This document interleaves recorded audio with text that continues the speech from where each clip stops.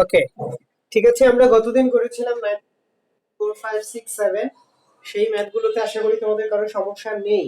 সমস্যা থাকলে তোমরা আমাকে জানাও। আজকে আমরা শুরুতেই যে ম্যাথটা করবো সেটা হলো 9.9 এর 2 থেকে একটা ম্যাথ করবো। দুইটা ম্যাথ আছে, সেখান থেকে প্রথম ম্যাথটা করব। লিখি যে ধরি fx equal x square minus 2x plus 5 এমন একটা ফাংশন দেওয়া আছে, বলেছে এটা সর্বনিম্ন মান নির্ণয় করো। তো আমরা জানি কিভাবে করতে হয়। আমরা f প্রাইম x টা বের করব, তারপরে কি করব f ডাবল প্রাইম x বের করব। তাহলে আমরা বলবো এটা সমান হবে 2। তাহলে এখানে এই f ডাবল প্রাইম x এর মানটা শূন্যর চাইতে বড়, অতএব এখানে ফাংশনের সর্বনিম্ন মান বিদ্যমান। অতএব ফাংশনটির সর্বনিম্ন মান বিদ্যমান।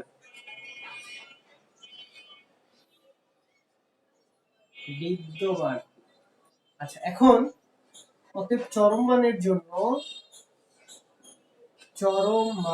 জন্য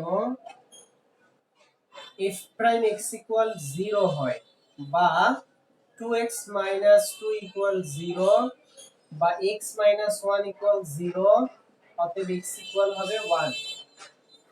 x এর মান 1 যদি আমরা fx এ বসাই দিই, অতএব সর্বনিম্ন মান হবে সর্বনিম্ন মান সর্বনিম্ন মান এটা হচ্ছে 2 এর 1।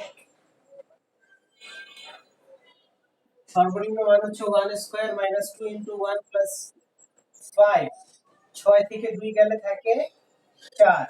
সর্বনিম্ন মান হচ্ছে 4।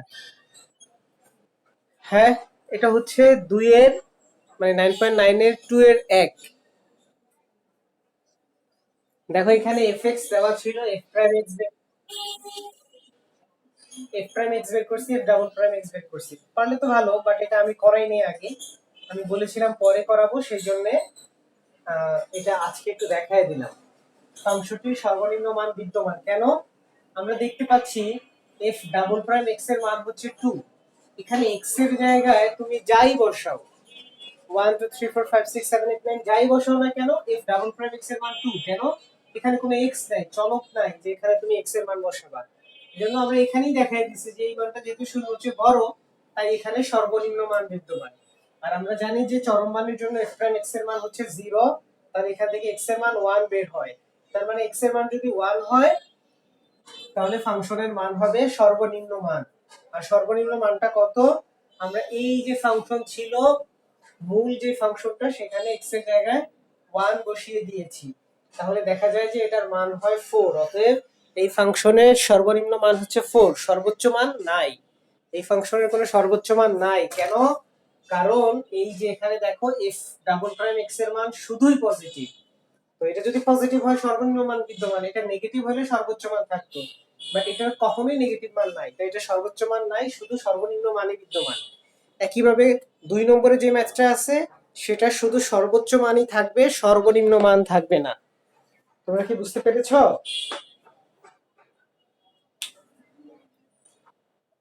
আচ্ছা, বুঝে থাকলে একটু স্ক্রিনশট রাখো।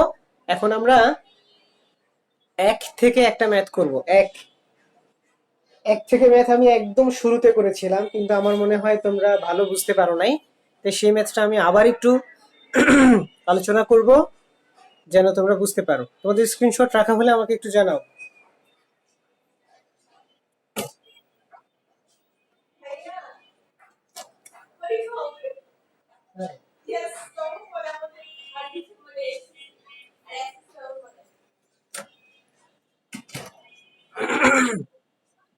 আচ্ছা, ঠিক আছে, আমি তাহলে মুছে দিচ্ছি।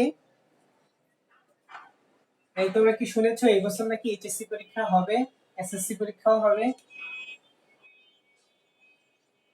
তাহলে তো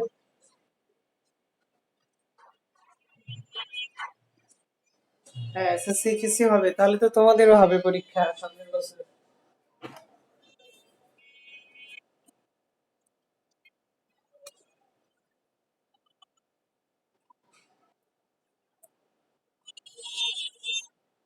ও আচ্ছা আচ্ছা আচ্ছা, ভালো। আচ্ছা দেখো, তাহলে আমরা একে চলে যাই। এক থেকে শুরুতে যে ম্যাথটা করবো সেটা হলো 1/7। এখানে দেওয়া আছে x ইকুয়াল হলো x³ - 3x + 5, x³ - 3x + 5। তাহলে f প্রাইম x ইকুয়াল হবে 3x² - 3। আর f ডাবল প্রাইম লাগবে না, f প্রাইমই লাগবে। আমরা বলবো চরম মানের জন্য f প্রাইম x ইকুয়াল 0, বা 3x² - 3 ইকুয়াল 0, বা x² - 1 ইকুয়াল 0, বা x² ইকুয়াল 1। অতএব x ইকুয়াল হচ্ছে ±1। তাহলে আমরা যদি একটু দেখি,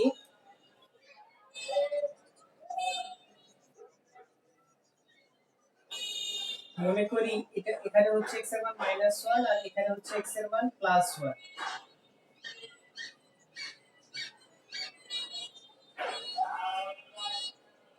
আর এখানে হচ্ছে x এর মান -1।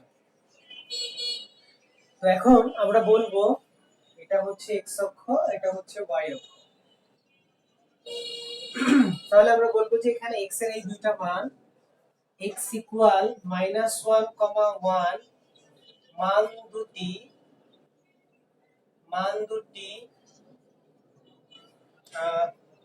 বাস্তব সংখ্যার সেটকে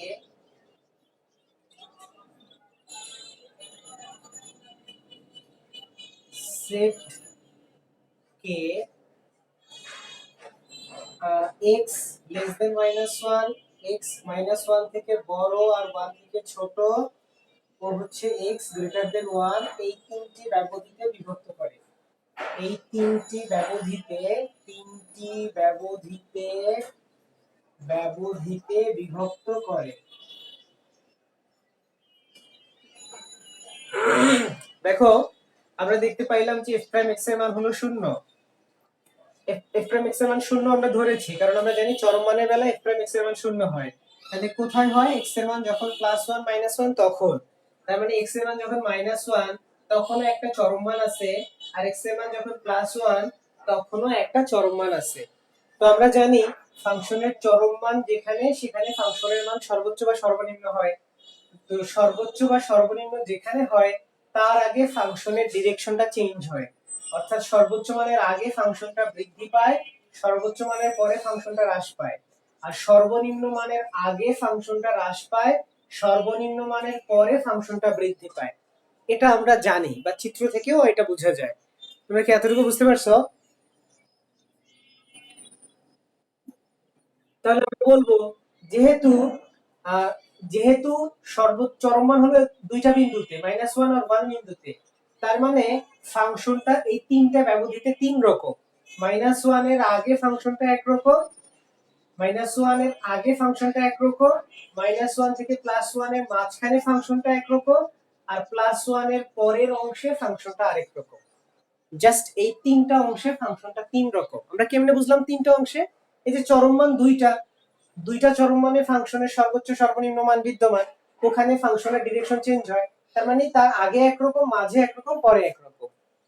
তোমরা কি বুঝতে পেরেছো এই তিনটা ব্যবধি? আচ্ছা, এখন তোমরা দেখো যেখানে ফাংশনের মান হচ্ছে এই যে এই অংশটা, চরম মানের আগে ফাংশনের মান আস্তে আস্তে বৃদ্ধি পায়। এখানে দেখো একটা স্পর্শক আঁকলে, সেই স্পর্শকটা এক্স অক্ষের সাথে সূক্ষ্ম কোণ তৈরি করে। সেই স্পর্শকটা এক্স অক্ষের সাথে সূক্ষ্ম কোণ তৈরি করে। তো যদি সূক্ষ্ম কোণ তৈরি করে, তাহলে আমরা জানি ঢাল f প্রাইম x মানে হলো dy/dx মানে হলো tan থিটা। তাহলে থিটার মান যদি সূক্ষ্ম কোণ হয়, তাহলে ঢাল হয় পজিটিভ। তার মানে আমরা দেখতেছি ফাংশনটা এখানে বৃদ্ধি পায়। তার মানে ফাংশন যদি বৃদ্ধি পায়, তাহলে ঢাল পজিটিভ হয়, বা f প্রাইম এর মান পজিটিভ হয়। f প্রাইম x এর মান অথবা dy dx এর মান পজিটিভ হয়। এতটুকু বুঝছো?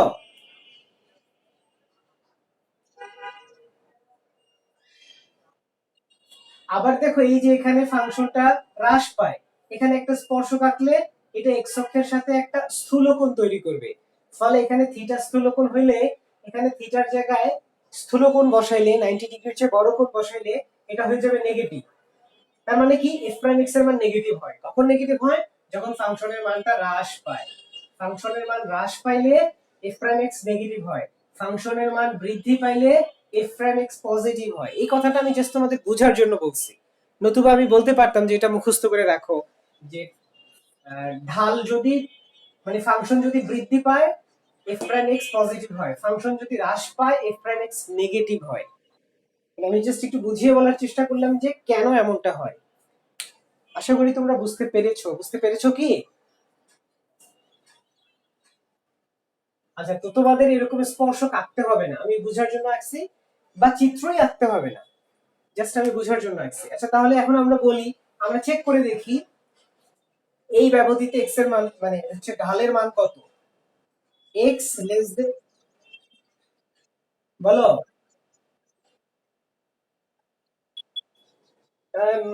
না, ওগুলাকেও চিত্র রাখতে হবে না।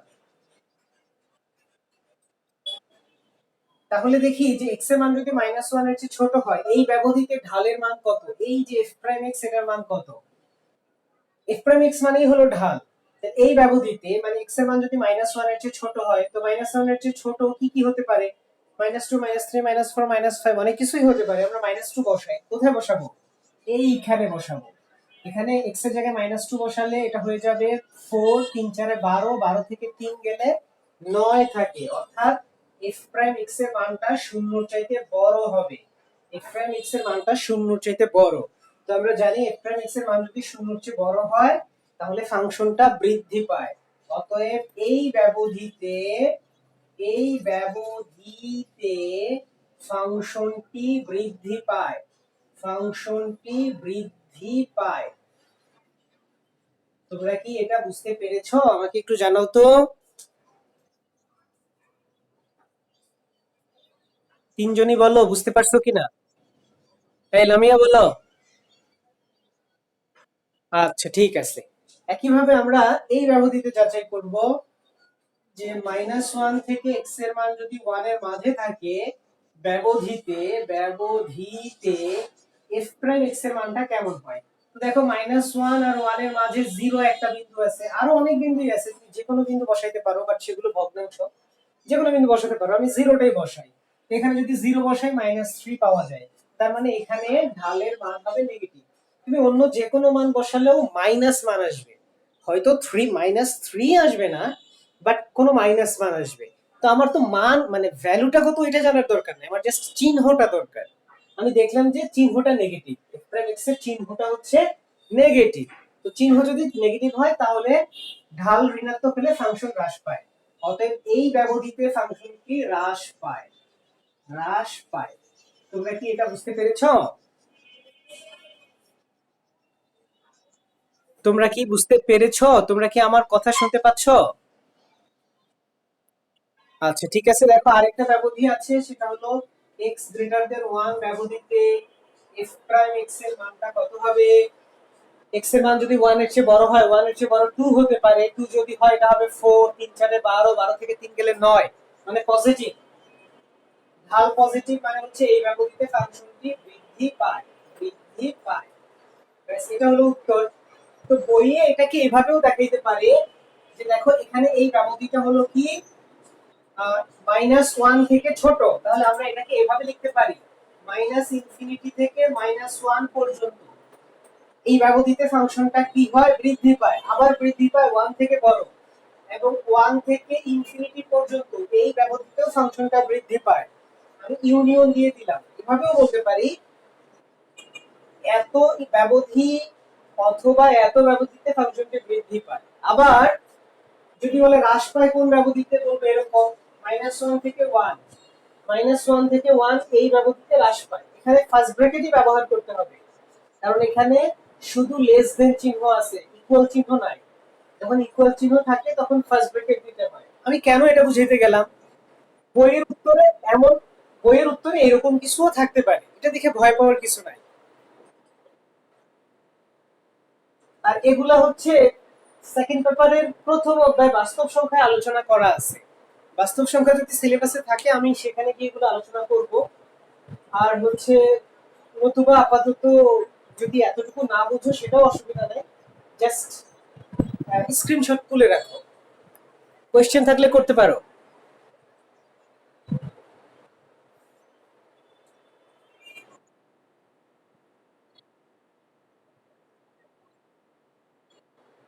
হ্যাঁ, দুইটার মধ্যে যে কোনো একটা ব্যবধিতে ফাংশনটি বৃদ্ধি পায়। মানে দুইটার মধ্যে যে কোনো একটা না, মানে এই ব্যবধিতে ফাংশনটা বৃদ্ধি পায় অথবা এই ব্যবধিতেও বৃদ্ধি পায়।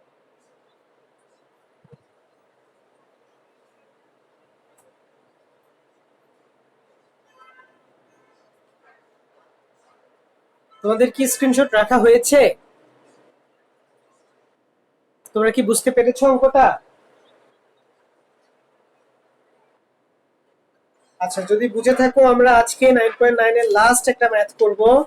আর সেটা হচ্ছে 8 নম্বরের একদম শেষের 8 নম্বরের 8-এর 4 নম্বর অঙ্কটা করব।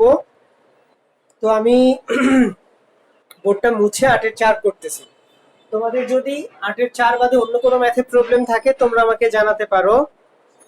9.9 এর অন্য কোনো ম্যাথে প্রবলেম থাকলে আমাকে জানাতে পারো। আমি এটা মুছে দিলাম, মুছে দিলাম।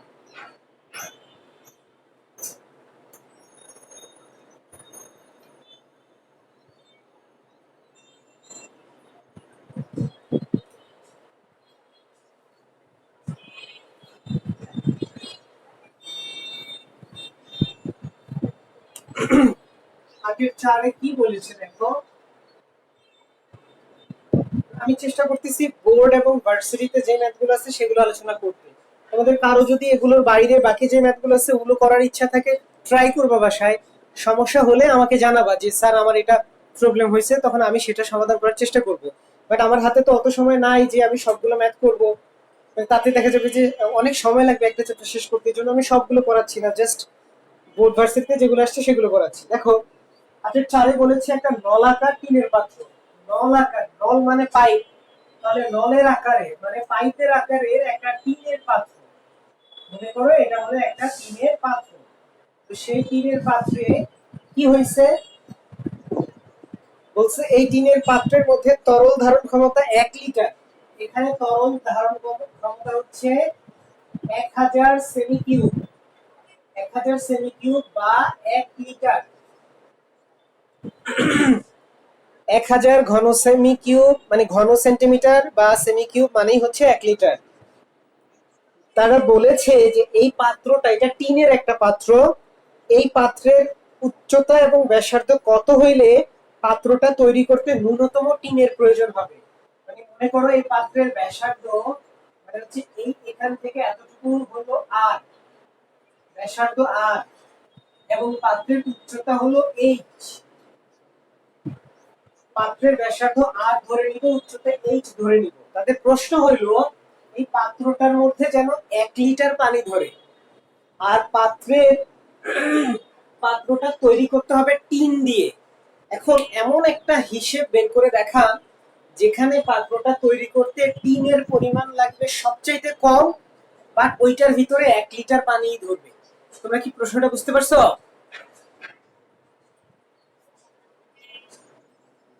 হ্যাঁ, একটু হা না কিছু বলো।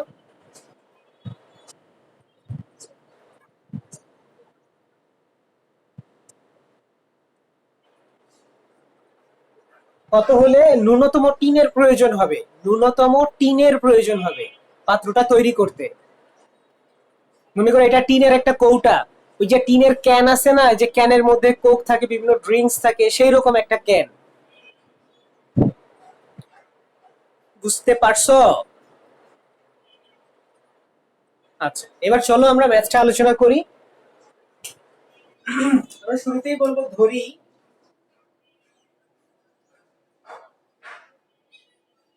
পাত্রটির ব্যাসার্ধ আর এবং পাত্রটির উচ্চতা এইচ। অতএব পাত্রটির আয়তন পাত্রটির আয়তন, আয়তন হলো ইংরেজিতে ভলিউম বলে, ভি দ্বারা প্রকাশ করে। পাত্রের আয়তন কত হবে? দেখো, আয়তন বের করার সূত্র হয়তো তোমাদের মনে আছে যে সিলিন্ডারের আয়তন বের করার সূত্রটা কি। আমি আবার একটু মনে করায় দেই। এই যে একটা সিলিন্ডার, এই সিলিন্ডারের উপরের মুখটা, মনে করো যে এই যে আমার কাছে যে ইয়াটা আছে, মার্কারটা আছে, এটা দেখতে সিলিন্ডারের মতো। এটা এই যে উপরে যে মুখটা আছে, সেই মুখটা বৃত্তাকার, তাই না? তো এই বৃত্তের ব্যাসার্ধ কত আমরা ধরে নিছি ব্যাসার্ধ আর, তাহলে এই বৃত্তের ক্ষেত্রফল কত? পাই আর স্কয়ার। এই বৃত্তের ক্ষেত্রফল হচ্ছে পাই আর স্কয়ার। মানে জাস্ট হলো আমি বুঝাইতে চাইলাম এই মুখের ক্ষেত্রফল পাই আর স্কয়ার। এখন আয়তন কত? এই ক্ষেত্রফলকে যদি তুমি এইচ দ্বারা গুণ করে দাও, এইচ হলো উচ্চতা, এইচ দ্বারা গুণ করে দাও, তাহলে পুরাটা সিলিন্ডারের আয়তন পাওয়া যাবে। তার মানে পাত্রের আয়তনের সূত্র হলো পাই আর স্কয়ার এইচ। কেন? কারণ আয়তক্ষেত্রের বেলায় দৈর্ঘ্যকে প্রস্থ দ্বারা গুণ করলে পুরাটা তলের ক্ষেত্রফল পাওয়া যায়, ঠিক তেমনি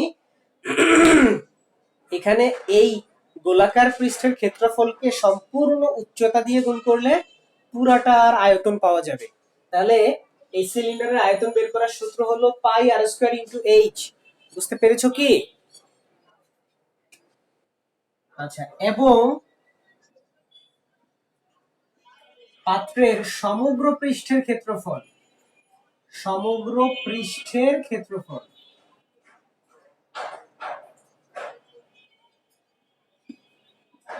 ক্ষেত্রফলের ইংরেজি হচ্ছে এরিয়া, এটাকে তাই আমরা এ দ্বারা প্রকাশ করলাম। এখন সমগ্র পৃষ্ঠের ক্ষেত্রফল কত? দেখো, পাত্রের মধ্যে পৃষ্ঠ আছে মোট তিনটা। একটা হলো এই যে গোল একটা পৃষ্ঠ, চারদিকে রাউন্ড, যেটা এটা একটা, আর একটা হলো এই যে এই মাথা, আর একটা হলো এই মাথা।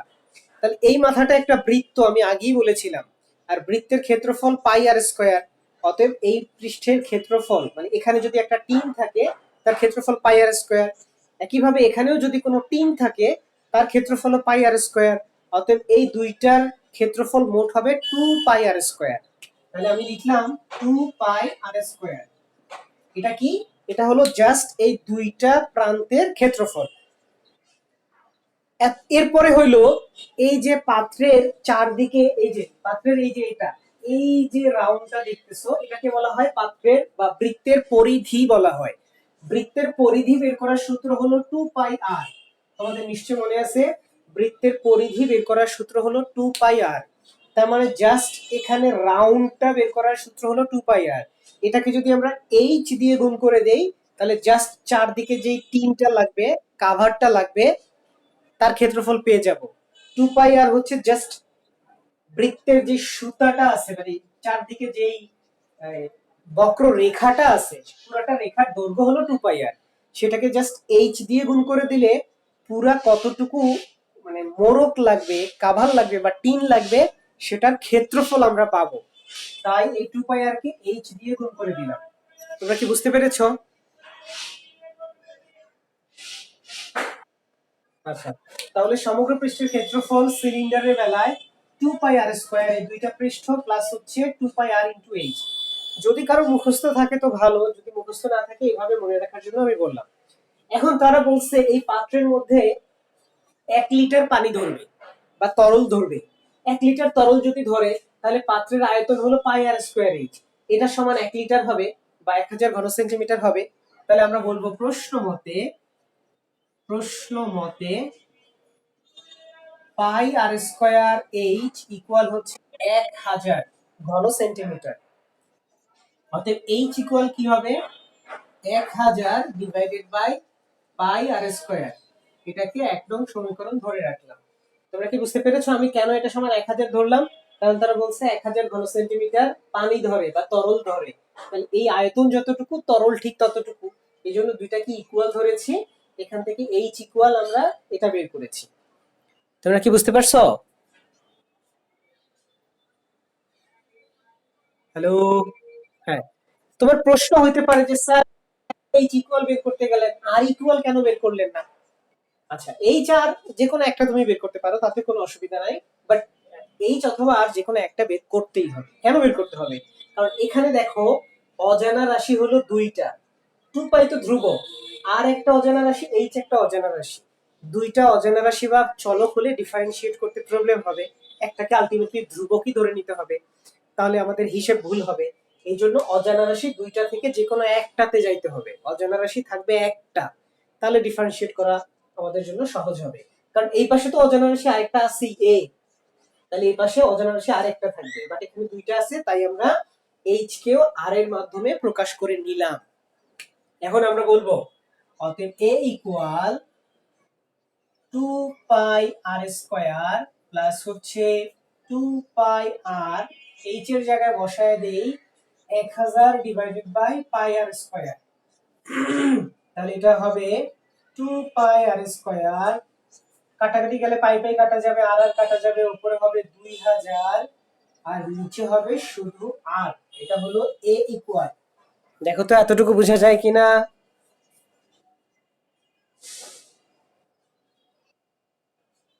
আচ্ছা, যদি বোঝা যায় এবার একটু মনে করে দেখো তারা আমাদের কি বলেছে।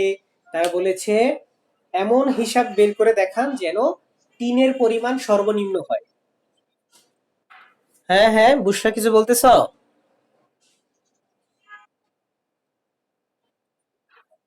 লেখা ঝাপসা হয়ে গেছে, বোঝা যাচ্ছে না, তাহলে তো সমস্যা। এখনো সেম অবস্থা?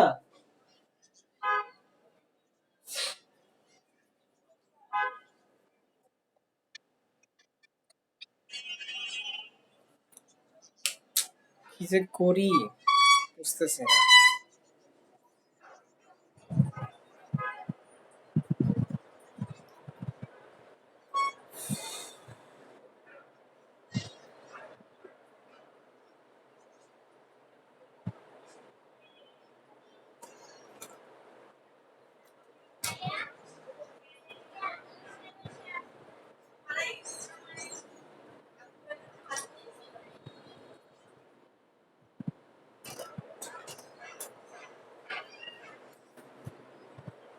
বোর্ড বোর্ডের লেখা কি এখনো মানে ঘোলা?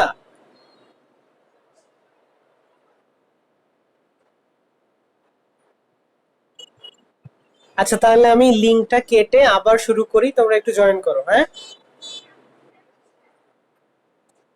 ওকে।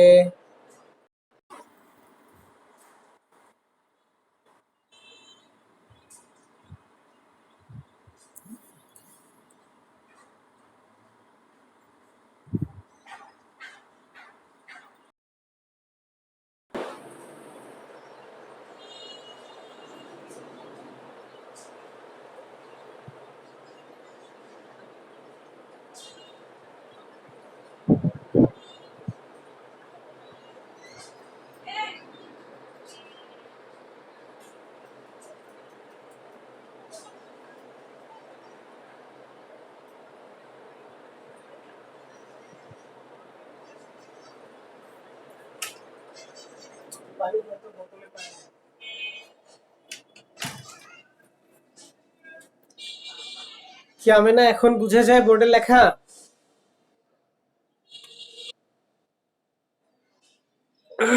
ঠিক আছে, বুঝে গেলেই ভালো।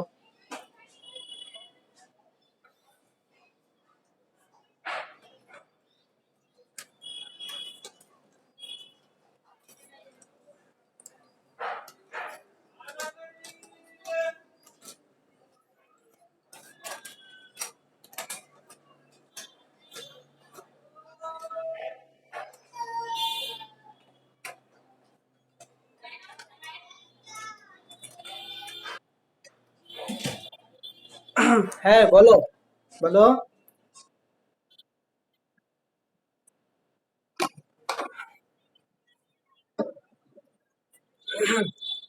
দিব দিব।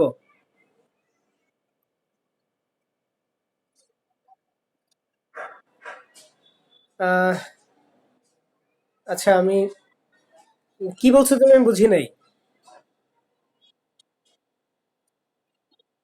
আচ্ছা আচ্ছা, সেটা সেটা সেটা একটু পরে, ওই ম্যাথগুলা একটু ভিন্ন ভাবে করছে, সেটার আলোচনা আমরা একটু পরে করি। আপাতত এখন যেটা করতেছি সেটাতে কোনো কোশ্চেন থাকলে করতে পারো। তোমরা কি বোর্ডের লেখা দেখতে পাচ্ছ? আচ্ছা ঠিক আছে, আল্লাহ আল্লাহ আল্লাহ করে এই ম্যাথটা শেষ করি। আচ্ছা, এখন তারা আমাদের বলেছে যেন পাত্রের আয়তন সর্বনিম্ন হয়। তো যেই মানে পাত্রের আয়তন না, সরি, মানে পাত্র। ও আচ্ছা, রেকর্ড না।